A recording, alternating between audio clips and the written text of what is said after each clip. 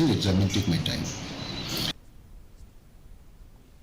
Meghalaya Legislative Assembly Speaker Thomas A. Sangma informed that he regularly visits and inspects the construction site of the new Legislative Assembly building in Mawdiangdiang.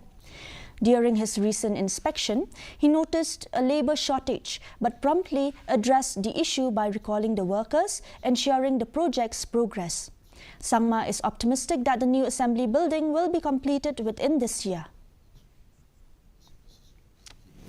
Undertake such visit to ensure. And last time when I visited, as I told you earlier, there was not enough manpower on the site. But now I'm told there are more people have come back again. So work is going on full swing. The structure will be over within this year. So after that, interior work will take place. The KHADC today